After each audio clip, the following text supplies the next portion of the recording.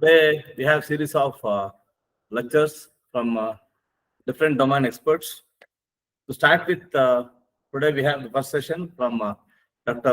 Raghavendra Sia, who is assistant professor and is also a training and placement officer at Government Engineering College, Haveri, and he is from mechanical department, and he has done his PG diploma in artificial intelligence and ML from NIT Warangal in 2022, and he has a PhD PhD in mechanical engineering from University of BTT College of Engineering, Davangere in 2019, and he holds a master degree from thermal science, specialization in thermal science and engineering at UC Bangalore in 2008, and he has got his bachelor's degree in mechanical engineering from Saram VIT, Bangalore in 2004. Dr. Raghavendra, I welcome you on behalf of all the officials of DTE as well as the participants and the staffs and students. Over to you, Raghavendra. Thank you, sir. Share your screen. You can share your screen. Yes, sir. Yes, sir.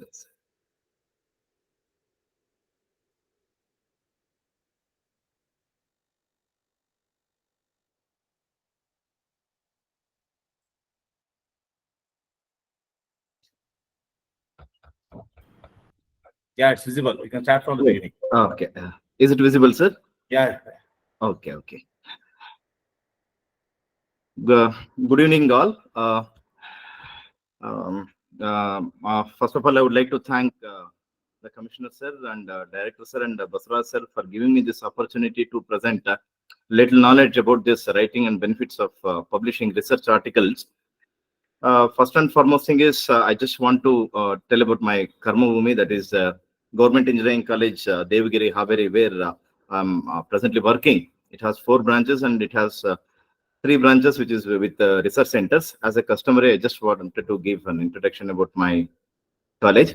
Now, I'll be covering a scientific experiment and a scientific writing and the formats of scientific paper and how to write a research article and consequently the benefits of publishing these research articles. So these are all my topics that have been planned for this presentation.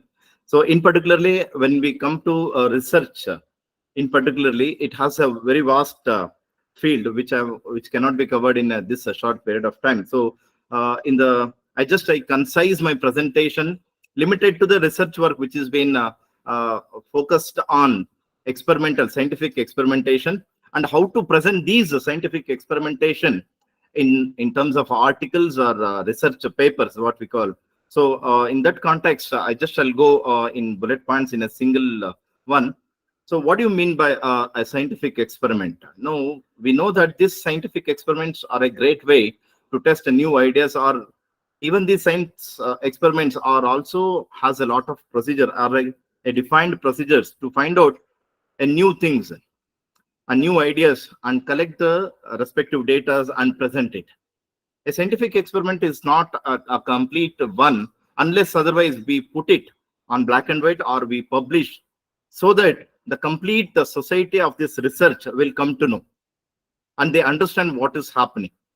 So, and I always tell even my students when we talk about this research scholars, we are not inventing or we are not doing something extra which is other than which is existing in nature. We are just researching which is already existing in the nature. That I just shall come to that later on. This scientific paper is written and a published report describing original research results. What is this scientific writing? So whatever we conduct a scientific experimentation, representing these outcomes or results onto the black and white or drafting in the written pattern, that is what we call it as a scientific writing. The purpose of this scientific writing is to communicate a new scientific findings to the world. May, for example, we are in Haveri and some the similar research work which has been carried out in some other part of the world, we have to communicate. So this is the one means wherein which we can give them an information or a procedure to follow some scientific research. Thus, it has to be very clear, it has to be very precise, and it has to be simple, and well-ordered communication to transmit these new scientific findings. Basically, when we are putting these scientific research articles or research paper, we always expect that the basic knowledge has to be already given to the or known to the reader. For example, if I'm writing a research article on mechanical materials, I expect these journal, because when we come to the research papers or articles, it is all very limited. It is entirely different from the textbooks. Textbooks are the books which start from ABCD, whereas these research articles, we always expect a reader already has a knowledge of a basic of the research work.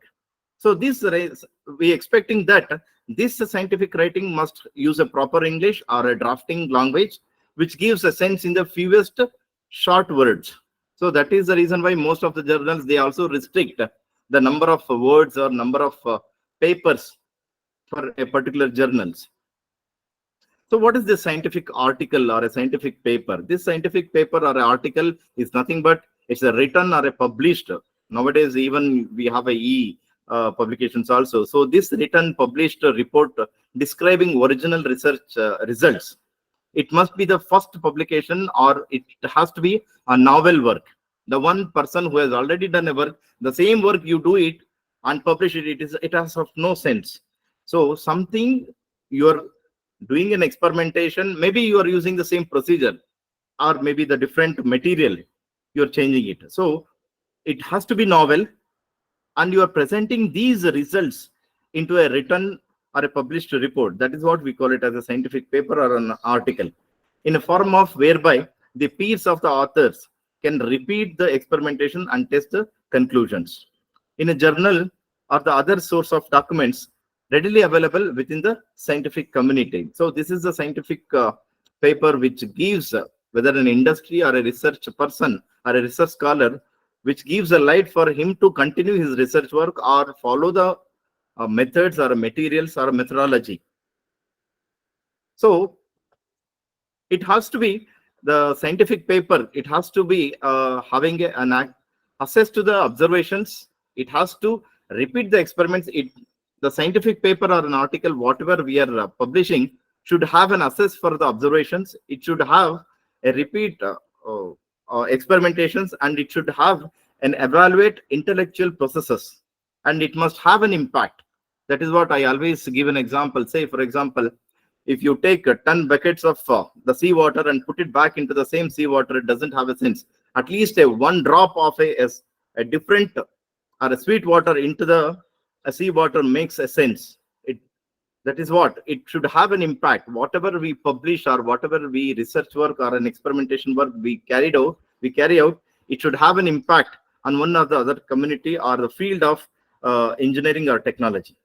So available to scientific community without any restrictions. So in the meanwhile, the available for regular screening by one or more of the major recognized secondary services like biological abstracts or index or medicals or PubMed or the different are available. This is secondary services. So why you want to publish your work?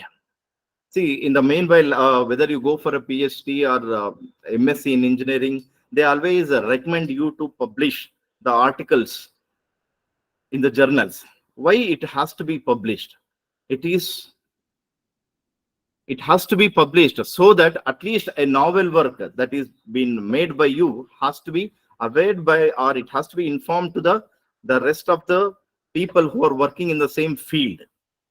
So how you have to publish, or when you have to start publishing, when you choose a topic or when you choose an experimental work, it should be a new and it should be interesting, and it has to be in a current hot topic, or it has to be of more demand, and it has to have a provided solutions to some difficult problems or solution for some difficult issues, and it has to be, then you can go for experimentation and research publications. If all answers are yes, then definitely we can go for preparation of your manuscript. All the experimentation will not be a novel one, so we have to be careful while choosing this. So I always follow this, or when it comes to the research, a technical research work, this is a general for the format that we regularly follow it. When we go for a short communication and review articles, in particularly when we go for a review article publications, there is no exactly a defined procedure or a format to write any review articles, because it will not have any experimentation representation. So it is just a survey that we carried out in a review articles. But when we go for a technical or an engineering research work, and we want to reproduce it, or we have to put it in the format of a paper or an article, most of the publishers and journals, this is what they just follow it. That is, we call it as a AIMRD format.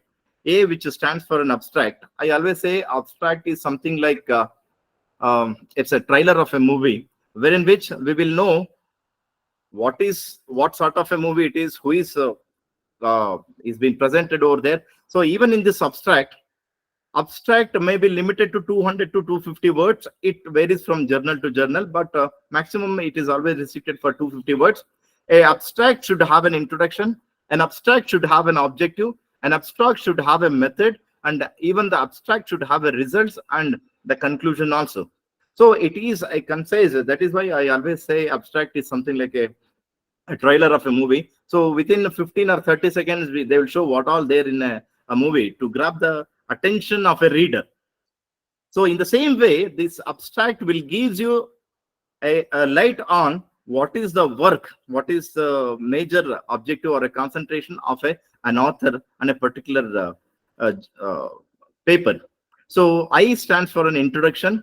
So this introduction is majorly relevant to the literature, what the basics, what the work has been done, what an advanced the recent work that is being carried out, and then you have to produce or represent what is this knowledge gap, or what is this literature gap which is existing.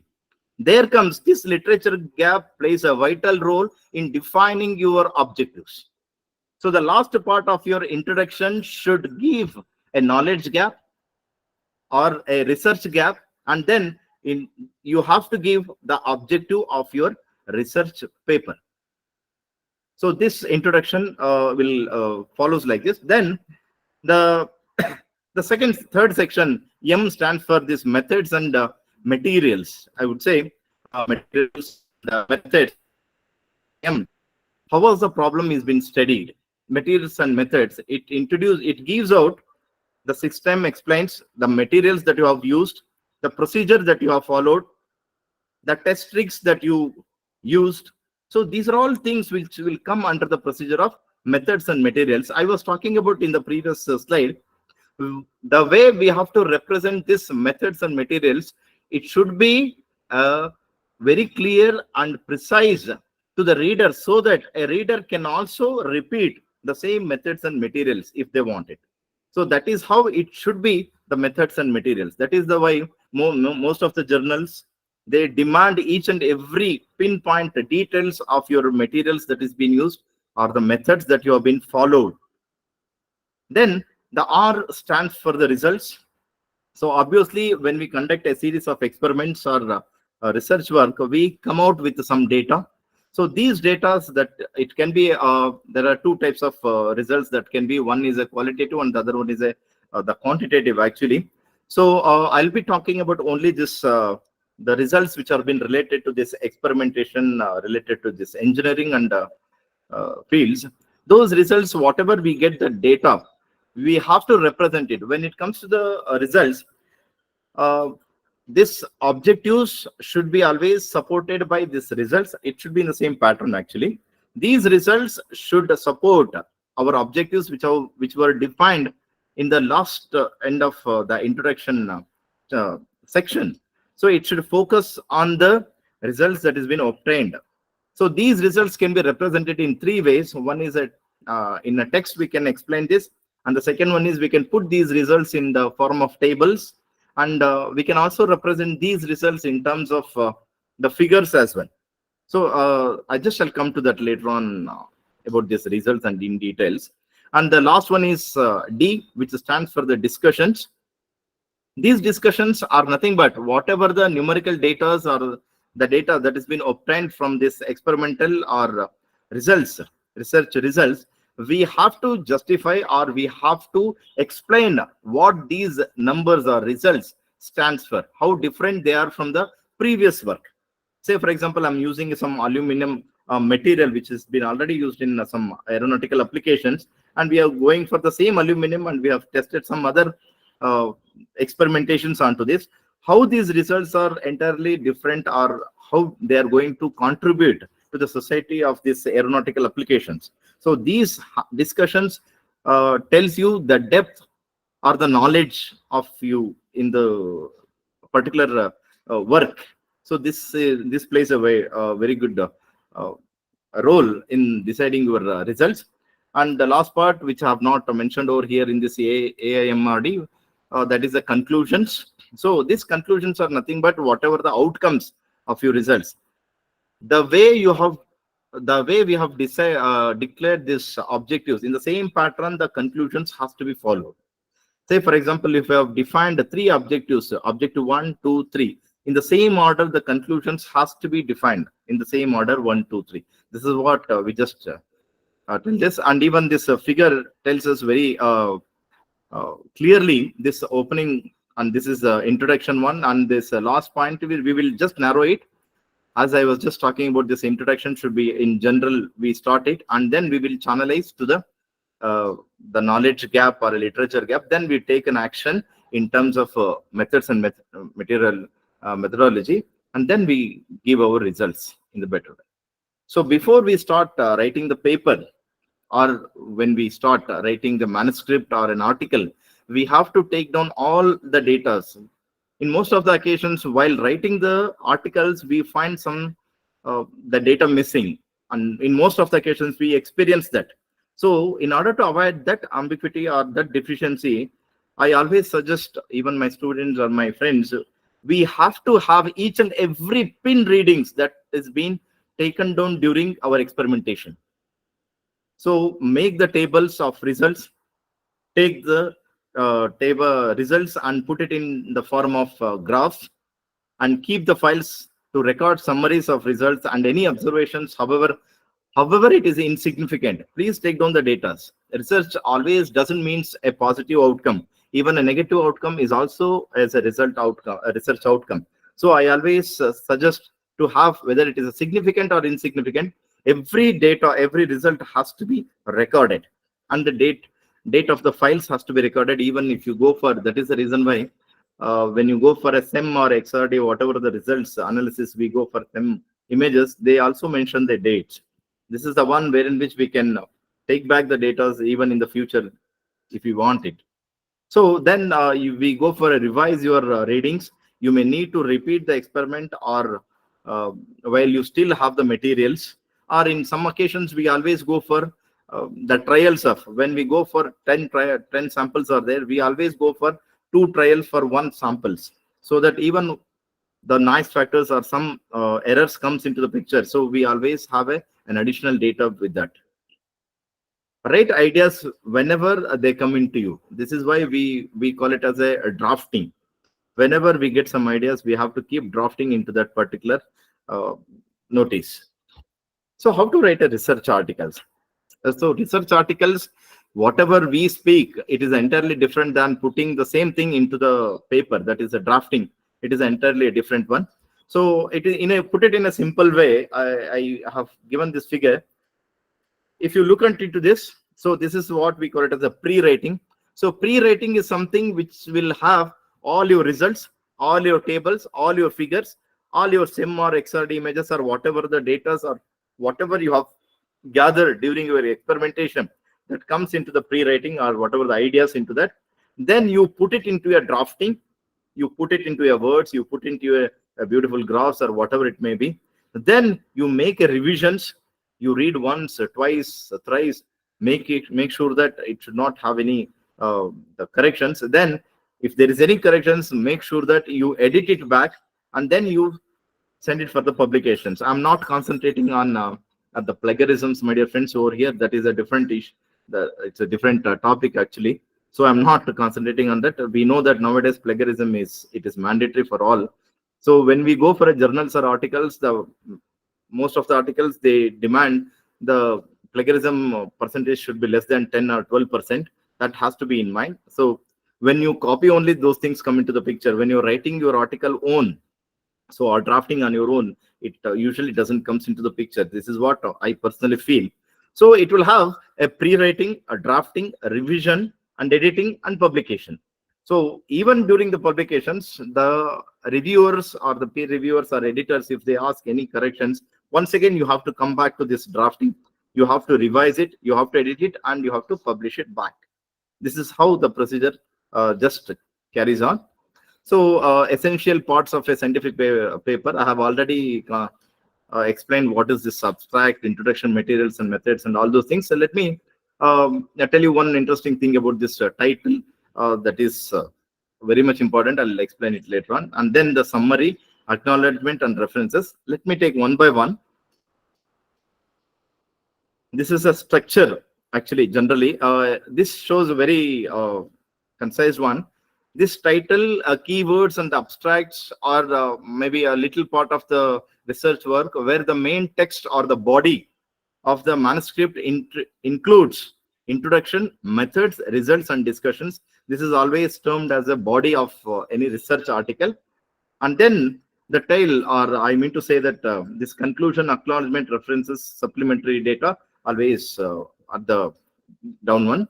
So title and abstract, I just will come to the next slide where I'll tell you how this title has to be selected or it has to be put. So this is how the general structure of a research article constitutes. So the title, basically what happens in most of the occasions, title depends adequately. This title should replicate our work in a precise way. This title has to be selected based on your work, based on your objective, based on your work, and based on your keywords. Basically, whenever you go for a journal, they always ask you to give the keywords. So what are these keywords? Keywords, usually we select around 5 to 8 keywords, which tells you exactly a technical terms that has been highlighting your work. Say, for example, if you're working on some materials or some thermal experimentations, we always give it as a heat transfer. We tell it as a nano material. We tell it as a nano particles. So nano coatings or nano structures. So that tells us, so this article has concentrated on one of the key issues of nanostructures of some material. So your title should have a one word, at least 1 or 2 words that have been defined in the keywords. A good title, that is what it should have, a fewest possible words which should adequately describe the content. And even it should have the more window for the person who is searching articles in the Google Scholar, or it may be in a scientific platform. So the title is extremely important and it must be chosen with great care, as it will be read by thousands, whereas a few will read the entire paper. See, if you, as a researcher, how do I select the article? I always look into the title first, then I will go for the keywords and abstract.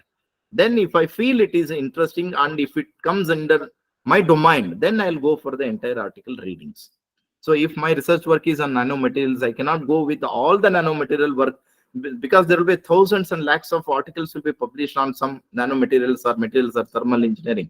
So what I do it is, I always concentrate on the title, then I look into the abstract or the keywords. Then I will decide whether this article comes in my domain or of my interest or my research work. Then I will go through that. So that is why the title also plays a very good role in reading by this researchers. Title should neither to be too short or not to be too long. So I always differentiate between the title that we give it in a thesis, PhD thesis, and the title what we give it for articles. It is entirely a different one. We always give, when we go for a thesis titles, we will give always in a generalized manner. But when it comes to the article, it has to be precise, because it is just a part of work that is being carried out in the thesis. So it has to be very precise. This is what I personally feel. Then it should be meaningful, specific, and not in general. This is what I was just talking. So it should be concise, specific, and informative. It should capture the fundamental nature of the experiments and findings, of course. And then the abstract, as I have already told you in the beginning itself, abstract should, it's something like a trailer of a movie. In the 30 seconds or 40 seconds, what the 3 hours movie will be shown in 30 or 60 seconds. In the same way, the complete articles, maybe you must be knowing that all the articles cannot be downloaded free of cost. So what they do it is they always give the abstract. The publishers always show that abstract to the readers, so that if they get interested, they can download it. So your first impression always starts with the abstract. So the abstract, I always say that it should have at least one sentence about the basics, and one sentence about the objectives, and some highlight on this materials or methods that you have used. And you should also give results and the conclusion part. So this is where your knowledge of representing this whole article into this abstract come into the picture. So it should provide a brief summary of each of the main sections. That is what state the principal, objective, and scope, describe the method, summarize results, and these principal conclusions. It is easier to write the abstract. Always I feel that it is easier, or always suggested, to write this abstract after completion of the paper. I always take this articles. See, whenever I start writing the articles, first and foremost thing is I'll start preparing the tables and figures and all those things. I always prepare something like, we always chop the vegetables before we switch on the stove, isn't it? So the same way we always keep everything ready. So once we start with the introduction, and then we come in at the end of the conclusions, then we will go back and then we write the abstract. This is the best way of practice to represent the abstract. I hope it will be effective. This is what I personally feel it will be more effective. What is the criteria for the abstract? So because it just kept varying from the journal to journal, but in most of the journals they always restrict it below 250 words. Actually, it should not exceed, even 250 has become more actually. In most of the journals elsewhere, they restrict it to 200 words, and it should be written in one paragraph. That is, as obviously immediately after the title we get the authors, and immediately after the author details we get this abstract, and then we get the keywords. It should not exceed 250 words, and it should be written in one paragraph. It should be written in past tense. That is all we know it actually. Then the long words should be followed by its abbreviations, which would be used throughout the abstract and the paper. It should not cite any references. Abstract should not have any references, or it should not cite anything. So this is the one point which we have to highlight it. So I have highlighted it now there. And then it should never give any information or conclusions that is not stated in the paper. Something maybe you have done it in the other work or somebody's references, you should not mention. This abstract should only have your work, your results, and your outcomes. Must be accurate with respect to figures quoted in the main text. Introduction, I just told you what the basic things we have to represent it. What was I studying? What was this as an important question? And what did I know about this topic before I did this study? That is a basic knowledge of, say, for example, if I'm doing on nano coatings, so I always take nano materials or a nanotechnology as a basics. Then I will concentrate and I will keep highlighting. This introduction should be always something like connected to one to the other. It should be always like a narrating a story. It should always have a flow. This is what which is very much important. What model was I testing and all those things, and then what approach did I take in this study? So that is what a literature gap should come into the end of this, and then we have to give our objective at the end of an introduction. The end of an introduction will give then a beginning of this materials and methods. So in most of the occasions, I was just talking about this literature. So Mendeley is the one, the effective tool or a software, which is a free actually. You can download it.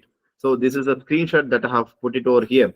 You can have any number of articles into this. This is a very easy and user-friendly software that can be used for writing the literature. So any changes or any updates that can be done. So this is how Mendeley software does looks like this. I'm not getting much deeper into this Mendeley because this software itself presentation takes more than an hour. So you can refer this Mendeley softwares, which is very useful in writing your literature details. Then how to write these materials and methods, provide full details so that the experiments are reproducible, and it has to be precise, that you can give it in a subheadings. This is a one a way we can represent our experimental setups. See, first figure, wherein which this is the one photo that has been taken by our normal mobile itself, wherein which I have highlighted all the details. Maybe this is a pin, this is a thermocouple, this is a rotating displacement, LVDT, all the details, more than giving a para, two paras of text. So this picture itself gives a complete details. And this is the one wherein which I have drilled a hole. I'm sorry. This is a one sample wherein which I have drilled a hole, which I cannot show it in the figure. So I have taken a CAD software wherein which we have drawn this and have put it in this. Rather explaining in words, this is the best way so that a reader can understand. This is why we can give our experimental details also. So how to write the results? Results are always, as I have already told you, it is the heart of the paper. This is where actually your outcome or data, your representation will come into the picture. So these results needs to be clearly and simply stated, since it constitutes a new knowledge or a new contribution to this world of research that you are representing it. So need not necessarily, most of the people, they think that everything, the complete thing has to be novel or new ideas. Need not necessarily to be a small and new sentence or a new outcome. A small thing can also contribution to the society of research. So the purpose of this section is to summarize and illustrate the findings in orderly and logical sequence without any interpretation. The text should guide the reader throughout the findings. So methods of representing this data, I'll quickly go with this. Directly in the text, we can keep writing with the supportive literature and the references and the data, we can write it in the text. And the second way is put it in a table. And the third way is in terms of a figure. When you represent the results in terms of table, the condition is to that you have to read, you have to mention that the table number or a figure number in a running test. That is why I have put a sample over here. You can see this underlined one where it has been given in the table number 1. Need not necessarily that you have to give a mass fraction over here, but you have to tell that this mass fraction is represented in this figure.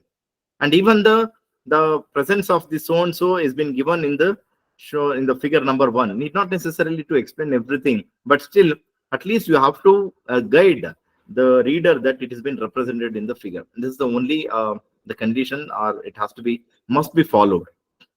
Then the tables and the figures, I just don't go in deeper. I'll show you. These figures and tables are the most efficient way of representing results, rather giving it in terms of a text. So on most of the occasions, we always prefer the figures and tables. Okay. Now, Origin is one software I just wanted to highlight over here. Origin is the most beautiful software. Now, rather plotting it in Excel, now you can go for the Origin. Origin software is an outstanding software which is extensively for plotting the graphs. So these are different types of graphs. You can plot it in Origin. One of the that I just this is the one figure that we have used in my research article, wherein which the data was there, around 500 data was there. So this is one you can concentrate now here. The figures which has been plotted over here, it gives a very high resolution and a clear pictures. It has a more flexibility in altering it. Now in the main figure, it has been plotted between 0 to 450 sliding distance. Now you can concentrate only onto the results which is between 0 to 150. Now this is how you can have a flexibility in the Origin. Origin is one of the software for this, only for plotting the graphs. You can use this. It will be very helpful and it is very effective. And these are the 3D plots actually I have plotted with the design expert, where we have a 3-axis one. The x-axis we have a load, and y-axis we have the speed, and the z-axis we have a specific wear rate.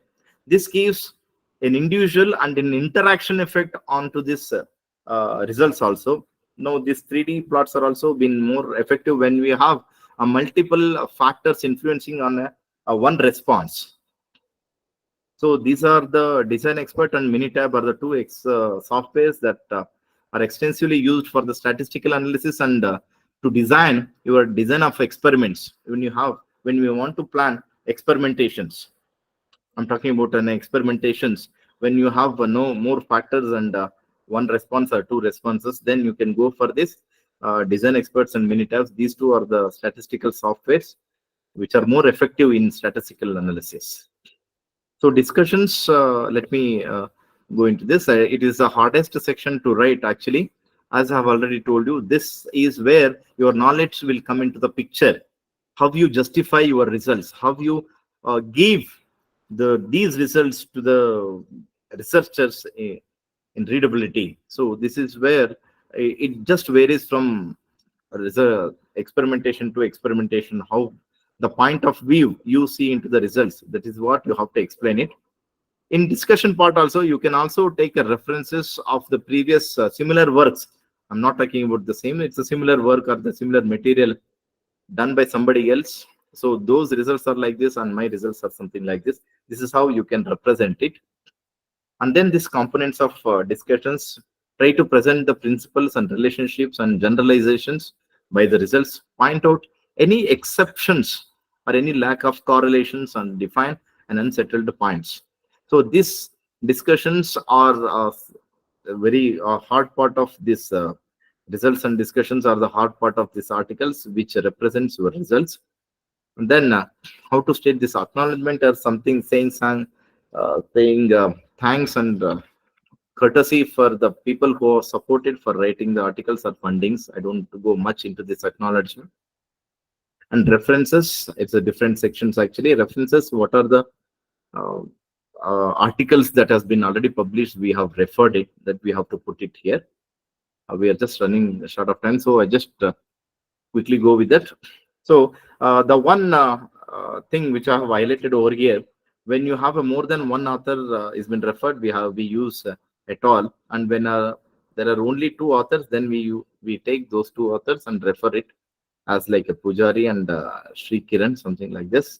So this is how we cite in the text, in the references. The references list, representing references list at the end of the article is a different way. If it is an article, it is different. It is a book, if it is a different. If it is a conference, it is a different one.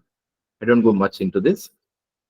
So what are the benefits of publishing? I just shall quickly, sir, only 2 slides are left out. I just shall finish it off quickly. I hope I have taken extra time. So benefits of publishing these research articles. Why these articles has to be published? We have a full length article or a rapid short communication or review articles, all those things. So these are all the different journal publishers actually. Elsewhere, Springer and Cambridge University, Taylor and Francis, ASM, different are there. So these publishing these articles, what is the benefit of publishing these articles? Is nothing but career advancement for this. First and foremost thing is, that is why we are all necessarily we are into this. No, the professional recognitions, opportunities for collaborations, and increased visibility, impact on society, credibility and trust, professional and development, inspiration for future research, and the contribution to the field. In addition to this, we also do this for conveying something important to this society and change in the practice, promote thoughts and stimulate debate, public exposure, royalties, incentives, or remunerations, or it may be joint proposals and fundings. And even most of the fundings, whether it may be AICT or DST or VGST, they also look into the publications that we have worked. It is need not necessarily that you should have it. That gives them that this person has got a real idea or real depth of knowledge in this particular field of work, so that they prefer the people who have more publications in the particular proposals. And then it also supports for the collaborations and helps suggest industries and academies also. So this is what the benefits and Sorry, I've taken extra time, sir. The last thing is, I just want to conclude that the one or the other way, whatever the research work we are carrying out, so it is always influenced by the nature. Thank you, Dr. Raghavendra. Sir, thank you. Due to some pressing emergency, Dr. T.G. Basuraju sir is not able to be here. On Okay, his sir. behalf, I'll be continuing this particular program. Thank you very much. It was very much enlightening to all the fraternity here about this research papers to be written, technical papers to be written. If the audience have got any questions, please raise your hand. We can have one or two questions quickly. We're running out of time. Chandrakant sir, you would like to ask some question? You raised the hand. Chandrakant sir.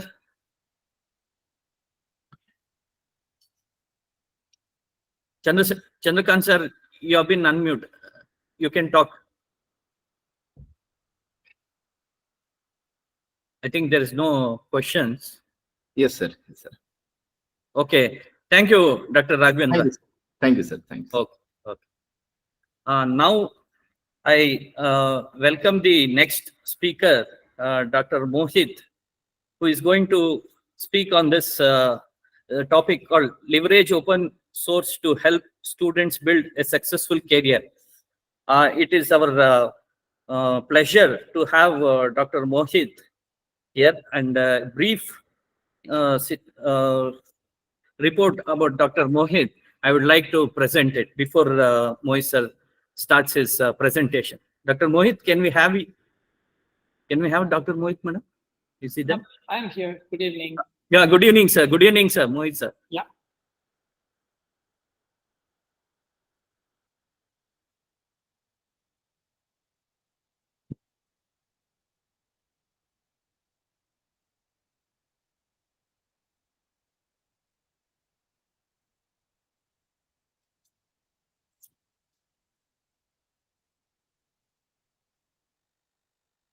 Dr. Mohit is working as associate professor in Department of Computer Science Engineering, NITK Surathkal, and he has been the member of board of Indian Internet Engineering Society, as well as he has participated in various projects, both nationally as well as internationally. To name few, he has done projects with Robert Bosch Engineering Business Solution and Private Limited, Tata Communication Limited, and he has done projects with outside the States Incorporation USA, project with Max G Solution Dubai, to name few. And he has got awards.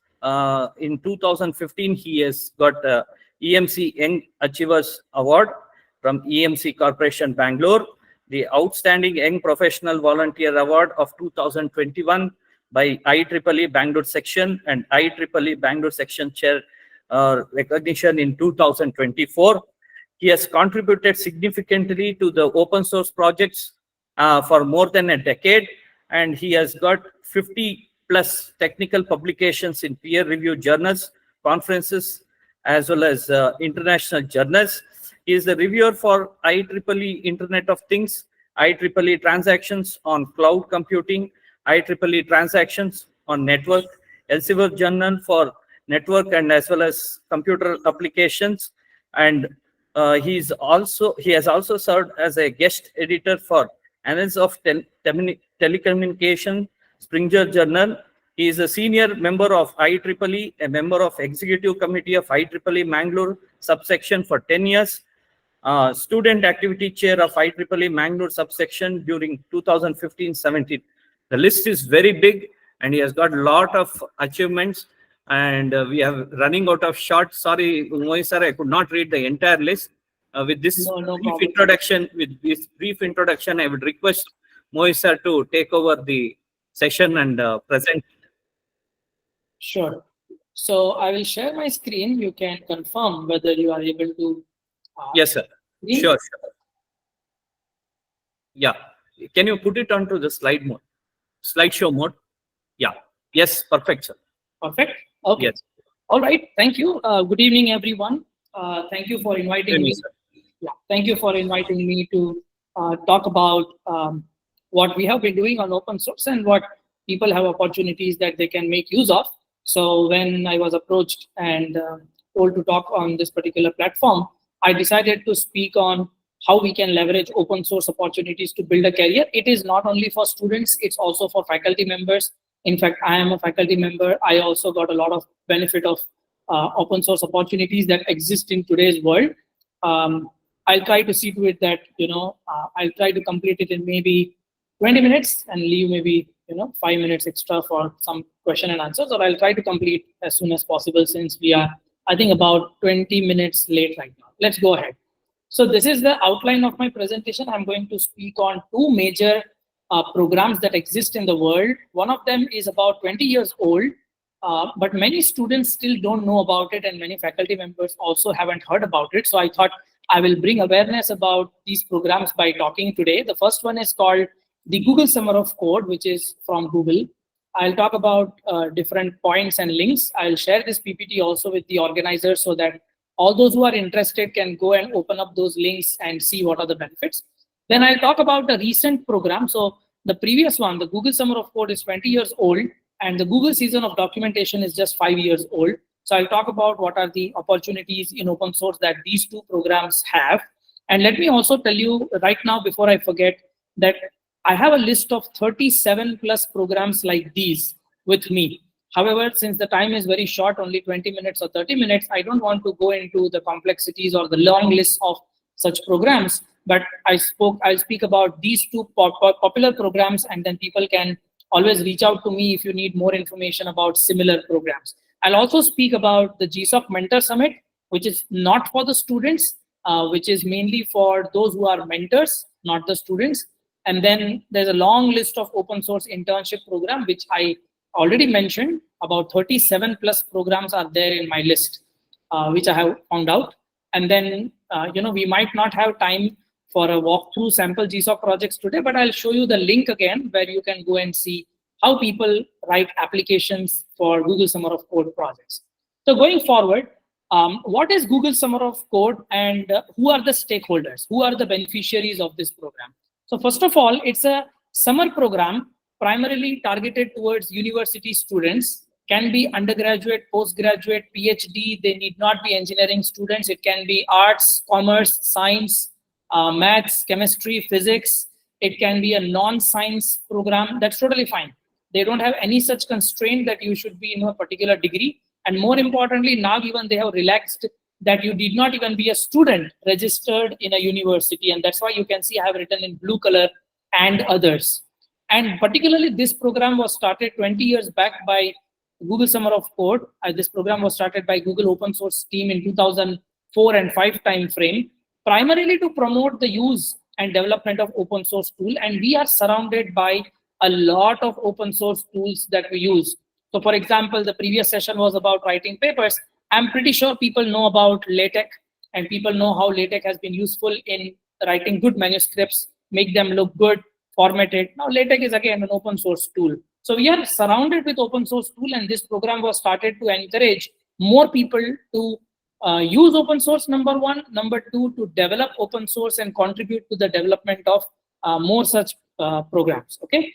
Now, what are the steps? I have summarized 8 steps here. Step number 1 is not related to us, you or me, whether we are faculty members or whether we are students. There is nothing for us in step number 1. Step number 1 is mainly for open source organizations who will apply to the Google for selection.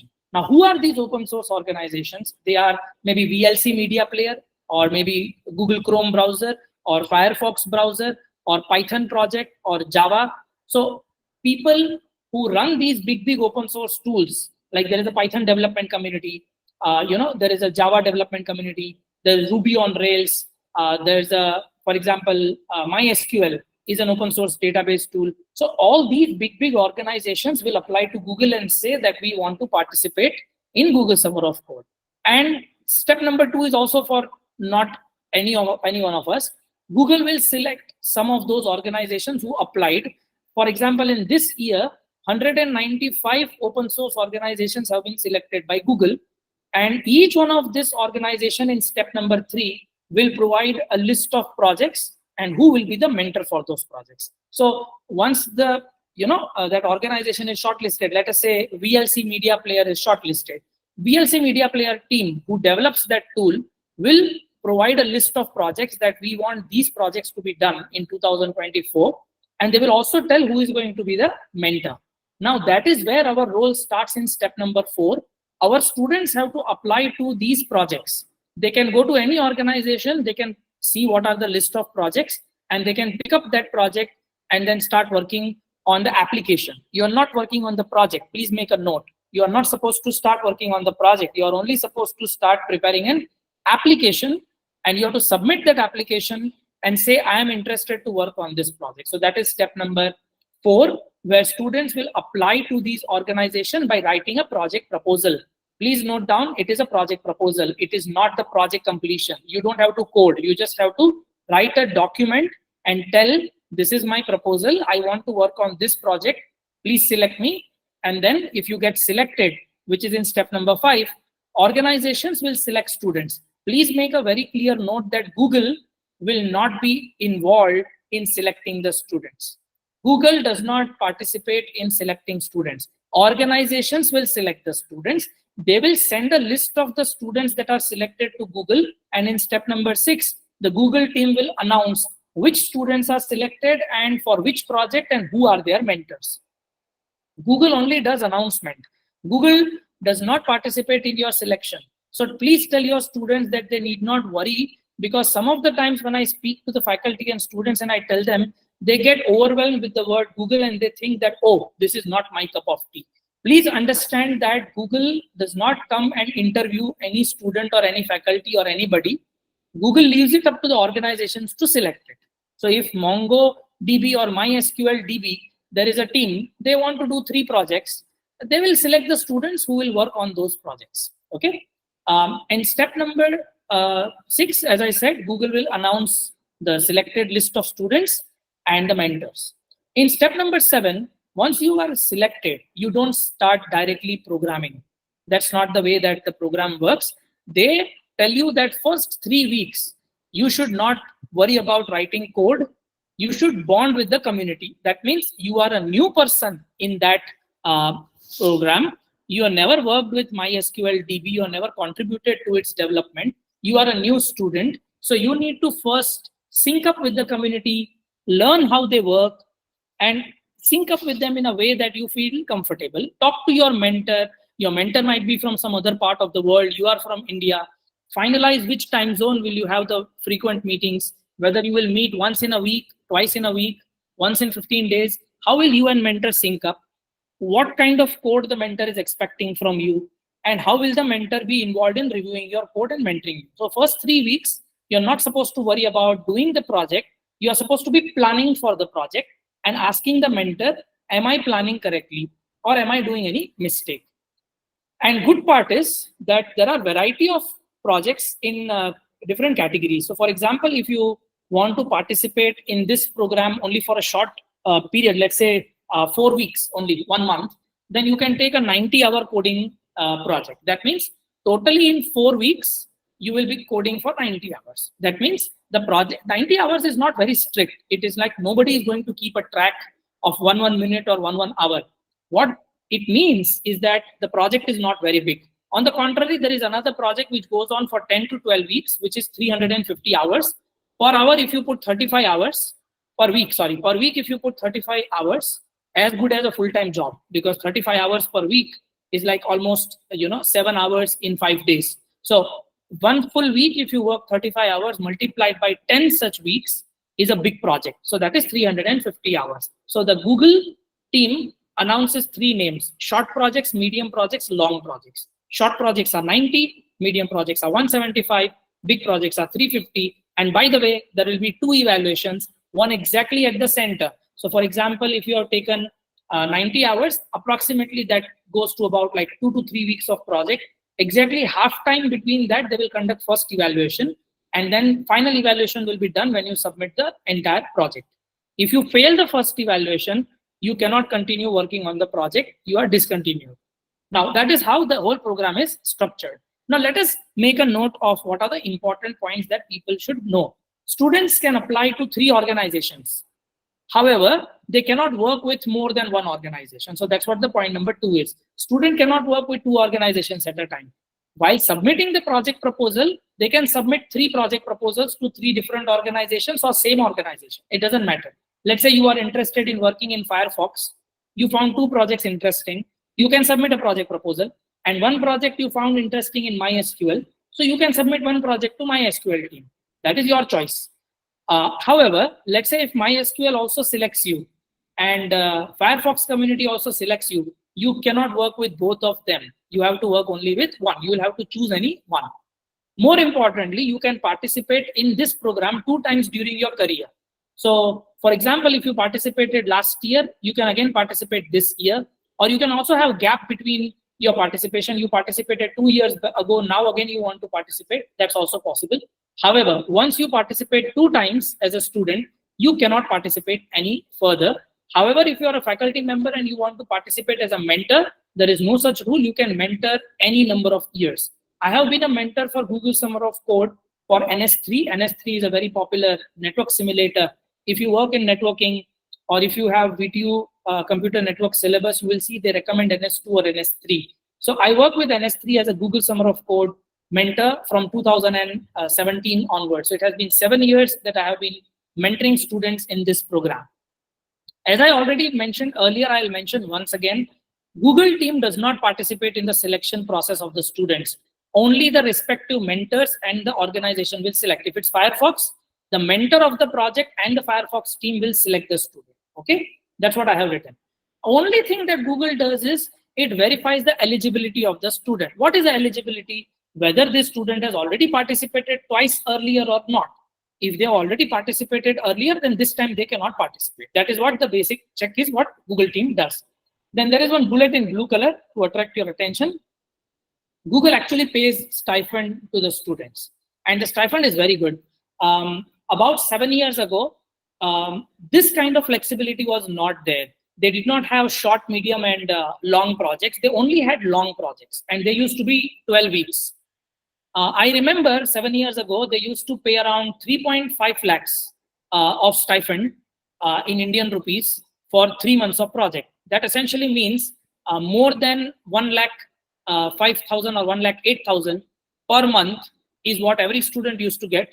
And let me tell you, in a year, there are about nearly 1,200 students that participate in this program. And more than 60% of the students in this program are from India. But still, many people have not heard about this program. So I always keep talking about this program so that more faculty members know and they can tell their students that such kind of programs are there, where they will not only get opportunity to work with teams like Firefox, VLC, Python and all, they will also get some small amount of stipend. And of course, there are lots of other opportunities that the students will get. I will also tell you one thing, that on the day when, so take a look at it, what I have written after that stipend bullet. Stipend is released in part. That means if the student passes the first evaluation, one stipend is released. And then the second evaluation is the final evaluation. If the student passes that also, then the remaining half of the stipend is released. By the way, let me tell you that nowadays stipend is not around 3 lakhs or something. Nowadays I heard it is about 1,80,000 something for students in India. But still, if it is 2 to 3 months of a project and 1,80,000, it's a decent amount, like 60,000-65,000 per month they get, and they don't need to go anywhere. They can do all of this sitting at home. They just need internet connectivity. That's it. They don't need anything else to have and there's no travel, no office, nowhere to give attendance, nothing. You are on your own. Just talk to the mentor via email or communicate with them over Google Meet or whatever you want, and then report to them and submit code periodically. However, if the mentor fails the student, stipend is discontinued by Google. No more stipend is given. And after successful completion of the project, student gets, of course, full stipend. They get a certificate. They get a t-shirt from Google. They get a sticker. More importantly, you get an opportunity to interview with multiple Google offices for in-person internships. And if you have a GSOC written on your profile, there is very little chance that Google will not find you useful, because You have participated in that program, you have shown your caliber, they will probably want to work with you, and they may probably give you an internship, which is in-person internship. Many students from NITK, they did GSOC, and then they applied for internship to Google. In fact, several of our students went to New York office in USA, and it was fully funded by Google. And in fact, they ended up getting a job because of this. So they started with GSOC, then they got an internship, then from there they got a job offer. So it's a pretty long series that people can plan if they want to work in GSOC. Now, here are some of the important links which I think will be useful for people who are interested in telling about these opportunities to students. The first one is a website. The second one is what. So this year, 195 organizations have been selected. Each organization on an average gives 4 or 5 projects. So you take approximately 200 organizations, each one giving 4 to 5 projects, is nearly 100 or 1,000, 800 or 1,000 projects every year. And each project getting so much of stipend, and more importantly, an exposure to work with the best communities in the world. And this has been going on from 20 years. This is the 20th year. So very, very nice program. And I always encourage students. This year also around 8 students from NITK have been selected in this particular program. Now, many people said, okay, programming is not my cup of tea. I don't like to write programs. I am more interested in probably documentation. And for example, paper writing is a documentation art itself, right? Writing a good paper, what the previous speaker was telling, is an art. It's nothing less than an art. If it is not an art, probably that session was not needed. But we often see we need sessions on how to write papers because writing document is not easy, right? So Google said that, okay, we are doing this Google Summer of Code program from 20 years, but nobody is documenting the stuff. So they started a separate program called Google Season of Documentation. They started in 2019. And it is primarily for those who like to work on technical writing. And all faculty members who are attending this session are technical writers in some way because you participate in writing papers. Here, you don't have to write a paper. You have to write about the software. One and the same thing. There, you have done research, you are writing about it. Here, you are building a software, you are writing about it. Okay. And again, this is to promote the documentation of open source project. Step 1, 2, and 3 are same. First of all, organizations will apply. Google will select them. And then organizations will give projects. Step number 4 is where writers will apply to whichever organization they want to work with. And again, there are 2 categories of projects. You can have short projects, which are 3 months. There are long projects that can go from 6 months to 1 year. And of course, writers also get stipend in this project. Mentors also get small amount of funding.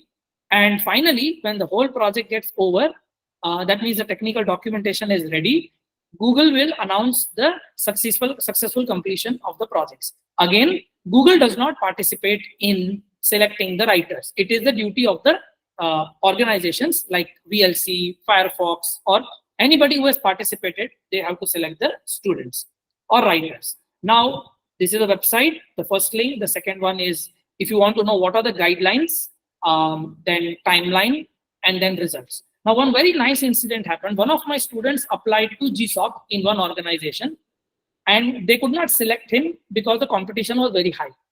But what did that organization do? Let's imagine the organization is Firefox. It was not Firefox, but just giving an example. So Firefox team could not select him because the competition was very high. But Firefox team told him that, hey, sorry, we are not able to select you in GSOC, but we are also participating in Google Season of Documentation. Would you be interested in becoming a mentor for that project? So that student did not get selected in Google Summer of Code, but he got invited to be a mentor for Google Season of Documentation. And I see a lot of faculty members actually participating in documentation as mentors because they can actually tell the person how to document stuff, right? So this is one very nice program. Now, this particular thing, slide number 8, is specific only for mentors. So first of all, Google Summer of Code will pay $500 to all the mentors. So $500 in today's terminology, around 83 rupees, you take 80 rupees, is around 40,000 rupees. You get for participating as a mentor. However, many mentors, they don't accept this stipend. For example, I have been participating in NS3 from 7-8 years. I don't remember I have ever taken these $500 because I tell that, okay, it's an open source tool. We are not anyways getting money from the users. So how do you run the website? How do you maintain your source code? All needs money. So we contribute our fund back to the open source and say, okay, we don't need this $500. It might be difficult for me to take out 40,000 from my pocket and give it. But one thing I can do is I don't accept that payment and I say, okay, divert it to NS3's future. And then I can say, okay, I contributed to NS3 by contributing my fund that was supposed to come to me. After the coding period is over, typically in the month of October, Google organizes a mentor summit at their headquarters in USA in Sunnyvale, Mountain View, around that side. And they provide full funding for one mentor per organization. So if 195 organizations are selected this year, 195 mentors, 1111 from every organization will be given full funding to travel all the way to US, to the Google office. Accommodation, travel, food, everything is covered by them. And sometimes they permit 2 mentors also. If some other organization is not sending, then from one organization they can select 2. By the way, after pandemic, things changed a bit, but before pandemic, they used to permit 2 mentors per organization and they used to give full funding. And once you go there, there's lots of goodies, t-shirts, stickers. I always go collect a lot of these for my kids and I come back. And I give it to them in my college once I come back and say, okay, take Google t-shirt, take VLC sticker, take NS3 sticker, and stuff like that. I attended thrice and I was able to meet 350 mentors every year. It is one of the best event in the world if you want to know what is open source and what is the power of open source. Only once GSOC Mentor Summit went outside of USA. It was in 2019 when they did it in Germany. But ever again, apart from that, every time else, they always do it in US. And this is not a conference. This is an unconference. There is no fixed schedule of this particular event. You go there, you plan what you want to do in that particular event.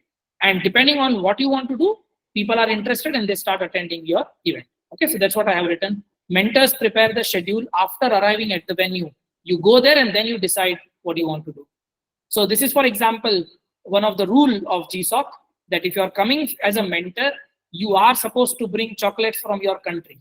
In that way, we had 67 countries participating in GSOC, and chocolates from 67 countries were brought in. You can see some Indian chocolates. There are a lot of mentors who participate from India. And let me tell you, some of the 3rd year engineering students and 4th year engineering students from India, from colleges that are not even heard of, those people actually came as mentors. And that is what shook me. And I said, wow, these kids are already coming as mentors at 3rd year engineering and 4th year engineering, whereas many students are not even aware that this program is there. So we should talk about it. We should let them know so that more people can participate.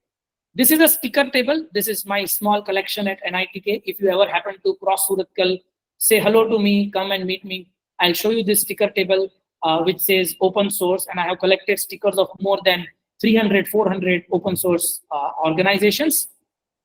That's it from my side. I don't want to take more time. I just wanted to tell that open source has plenty of opportunities like these. Someday, when I get an opportunity to talk to all of you once again, I will also showcase that there are more than 12 funding organizations whose list I have, which give you funding to do research on open source. But the only rule of that funding agency is that whatever you build as a part of the funded project, you are supposed to make it openly available for the community. You can't keep it secret in your machine. You have to give it out to the world. So, and by the way, you might be thinking, okay, how much funding will these open source communities give us? There is funding that starts from 40,000 rupees to 4 crores. This is the range that I have seen. And a lot of people right now, when they are working on open source, they are getting funding in the orders of 2 crores to 2.5 crores. So there are 12 such funding agencies that I have a list, and I don't know how many such more will be there out in the world, but I'm keeping on adding to that list, and will be happy to share with you all one day when we talk on a session which is related to how open source work can be funded. Okay, so it's not just that you work and contribute, you also get funding. Thank you very much for giving me an opportunity. I just wanted to take about 20-25 minutes, and I think I have taken that much time. If anybody has any questions for me, I am happy to answer. Otherwise, you can put it in the chat box, and I will reply back in the chat box, and we can then pass on immediately to the next speaker. But I leave it up to you to decide whatever is best. Yes, you. sir. Thank you. Thank you very much, sir. It was really indeed a splendid talk, and our all the participants, our students as well as faculty members have been benefited from the presentation. Is there any question, one or two questions? We can take it now. Participants can raise the hand. We'll take the questions. I think there are no questions now. Thank you, Mohit sir.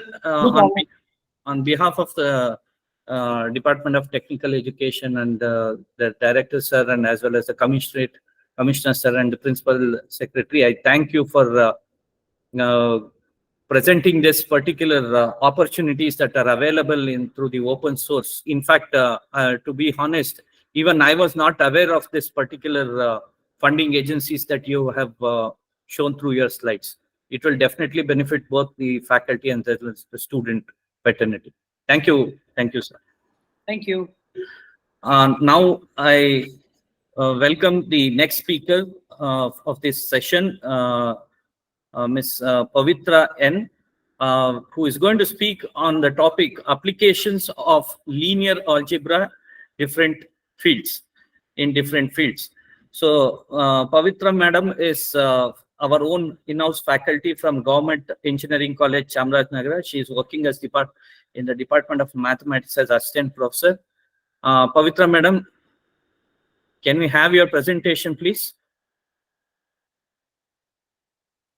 I think you're at the end, madam. Can we have the first slide, and you can go to full slide mode?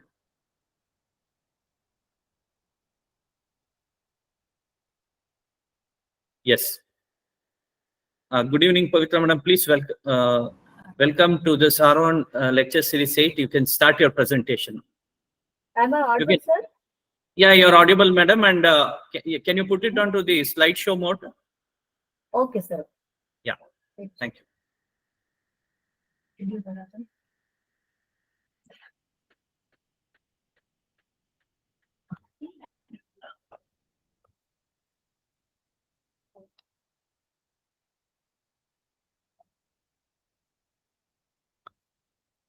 Good evening, all. Madam, you are still in the. You are not put in the slideshow mode, full screen mode. There's a small icon here at the bottom. You can click onto that or press F5.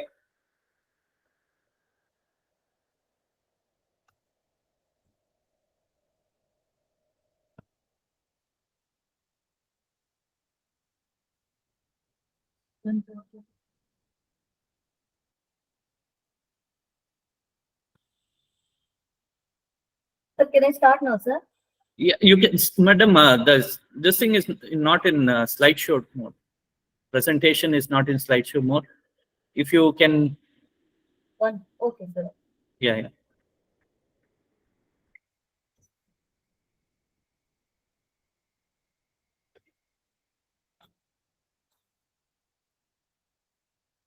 Sir, down? Yes, madam. Yes, madam. Please. Okay, Yeah. sir. Thank you, sir. Good Thank evening, you. all. On behalf of Government of Karnataka Department of Collegiate and Technical Education, I welcome all the dignitaries, professors, and student friends for today's session, AROHAN 2024 Lecture 8.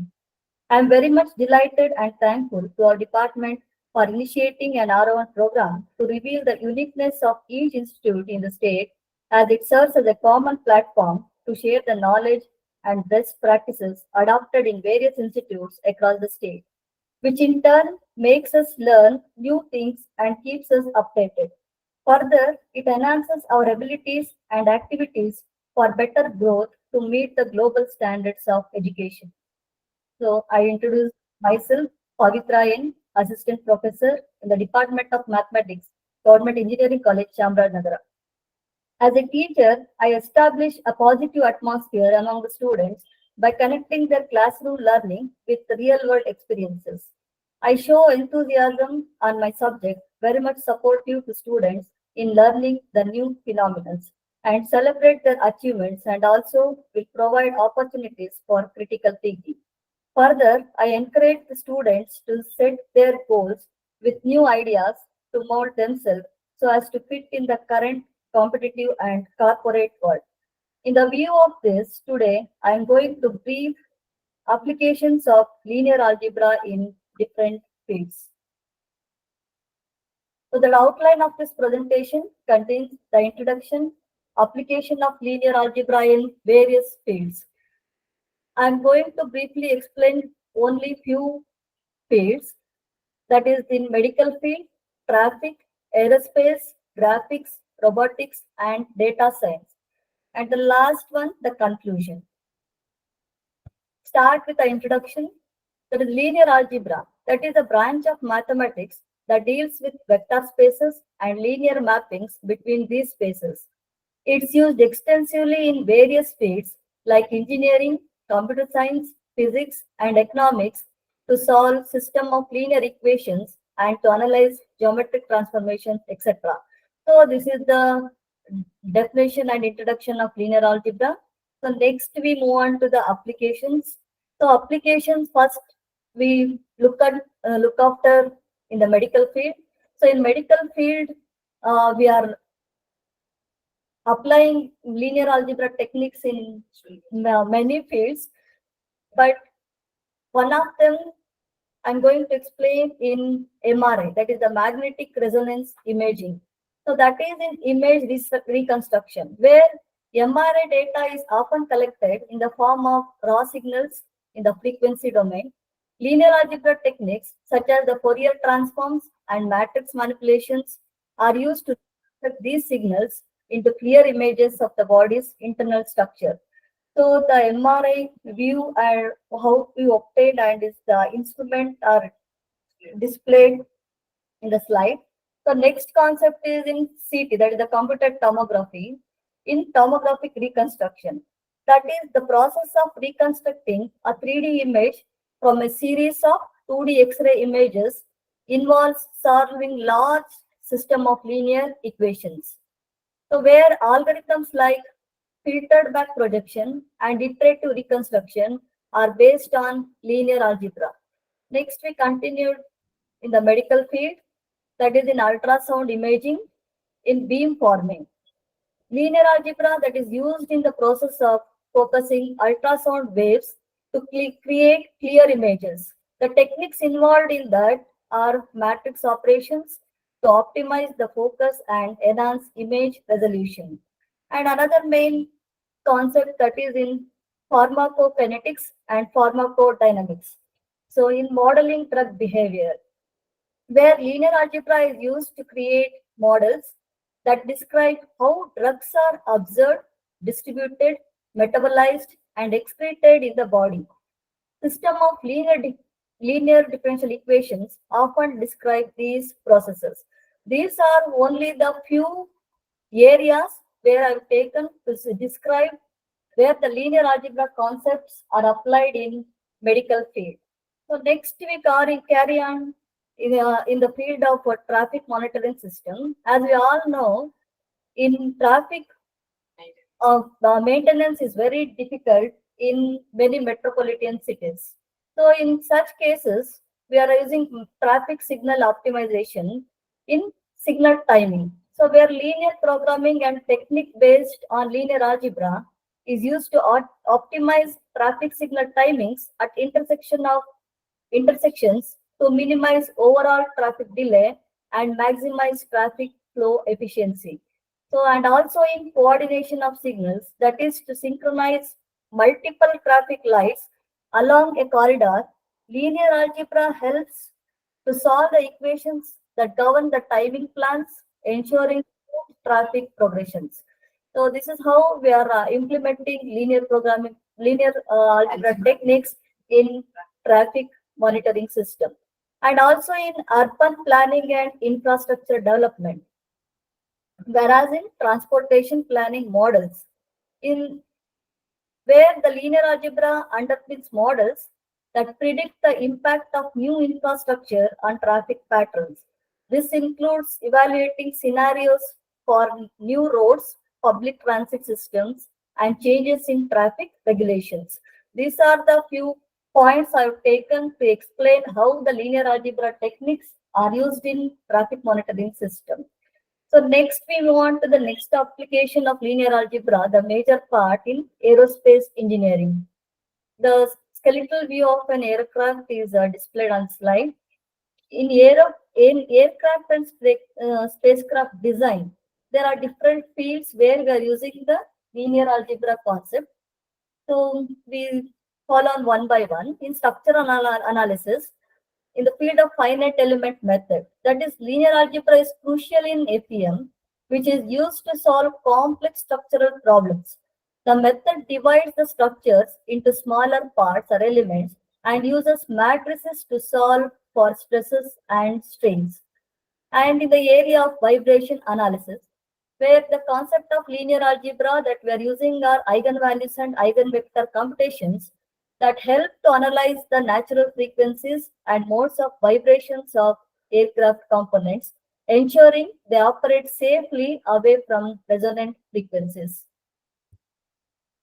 And also continued with applications in aerospace engineering. The other areas are flight dynamics and control, in stability analysis, linear systems theorem, where linear algebra is used to analyze the stability of aircraft and spacecraft by studying the eigenvalues of the system's state matrix. In Lyapunov stability, this involves solving linear matrix inequalities to ensure that the system remains stable under various operating conditions.